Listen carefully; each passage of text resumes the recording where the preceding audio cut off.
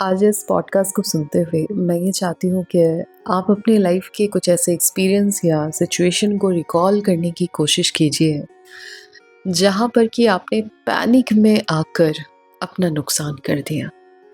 मुझे तो ये नहीं लगता कि पैनिक में आकर हम अपना जितना नुकसान कर देते हैं उससे ज़्यादा नुकसान हम किसी और वजह से करते होंगे, मुझे नहीं लगता। यानी कि ये हमारे लाइफ की एक ऐसी पेनफुल सिचुएशन है जिसमें कि हम ना चाहते हुए भी बहुत स्ट्रेस में आ जाते हैं, बहुत पैनिक में आ जाते हैं और फिर कुछ ऐसे डिसीजन लेते हैं जिसका लाइफ लॉन्ग इम्पैक्ट हमारे ऊपर पड़ता है। अब पैनिक वर्ड सुनते ही समझ में आता है कि चीज़ें आउट ऑफ कंट्रोल हो गई थी, पेशेंस ख़त्म हो रहा था, हम अपना आपा खो रहे थे, इंटरनल बैलेंस ख़त्म था, बाहर की सारी सिचुएशन आपके अगेंस्ट थी, आप किसी को कुछ समझा नहीं पा रहे थे, एंगर बढ़ता जा रहा था।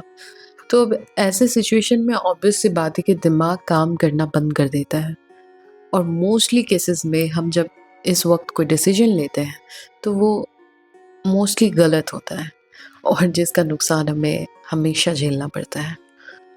तो आज इन सारे सिचुएशन को रिकॉल कीजिए, उसके पीछे मैं यही कहना चाहती हूँ कि ये एक पैटर्न होता है। लाइफ में आगे बढ़ते-बढ़ते आपको अंदाज़ा लग जाएगा कि कब आप पैनिक मोड में आ जाते हैं। तो अपने उस पैटर्न को पहचानिए और मैं अपनी बात करूँ तो धीरे-धीरे मुझे समझ में आने लगा है कि जैसे ही सिचुएशन आउट ऑफ कंट्रोल होने लगती है, मैं पैनिक मोड में जाने वाली होती हूँ, मुझे अंदाज़ा लग जाता है।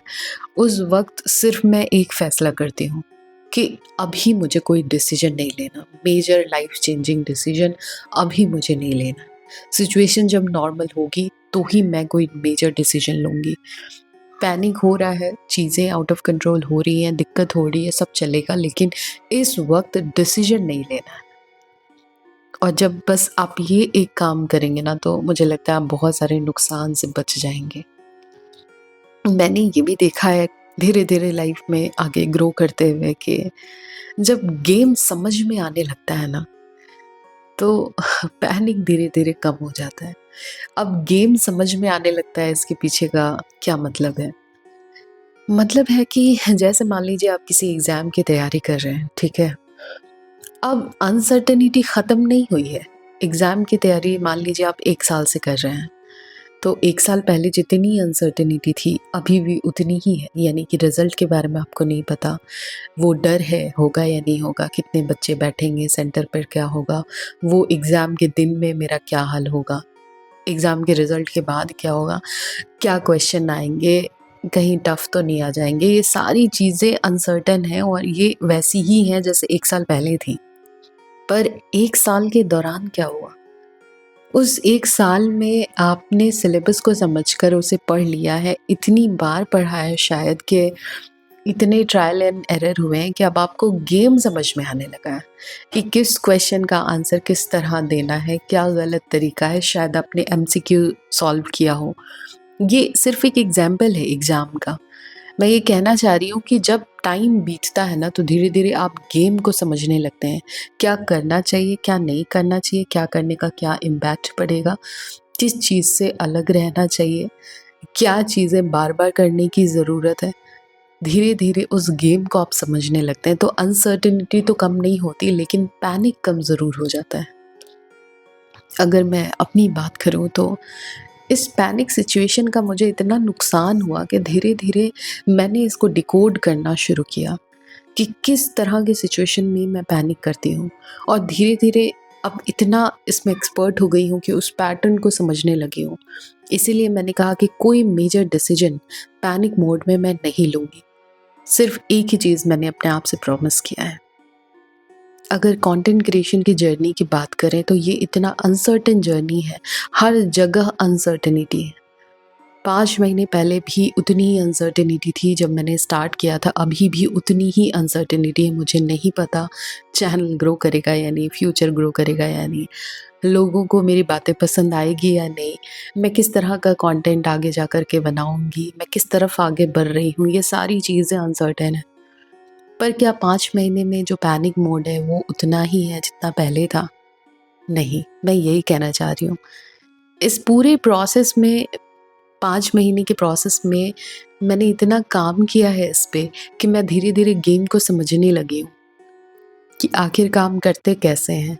क्या करना चाहिए, क्या नहीं करना चाहिए, क्या वर्क करता है, क्या रिस्पॉन्स मिलता है, अपने लेवल पर इवॉल्व कर रही हूँ। और जब आप अपने लेवल पर इवॉल्व करते हैं ना, तो पैनिक कम होने लगता है। तो अगर अभी मेरी बातों को सुनते हुए आपने अपने लाइफ के उन सिचुएशन को रिकॉल किया होगा जहाँ पर आप खुद बहुत पैनिक में आ गए थे और फिर आपने कुछ ऐसे डिसीजन ले लिए जिसका असर आपको अभी तक दिख रहा होगा, आपको अंदाज़ा होगा कि अगर आपने उस वक़्त वो डिसीजन नहीं लिया होता तो चीज़ें ज़्यादा बेटर हो सकती हैं। ये किसी भी तरह का डिसीजन हो सकता है, बहुत से एग्ज़ाम्पल हैं, है ना?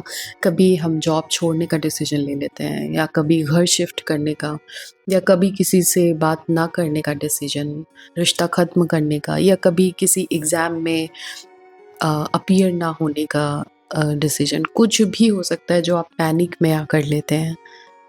तो अब मैं ये चाहती हूँ कि वो जो डिसीजन आपने पैनिक में आकर लिया, वो किस एक्सट्रीम इमोशन के ग्रिप में आकर आपने लिया?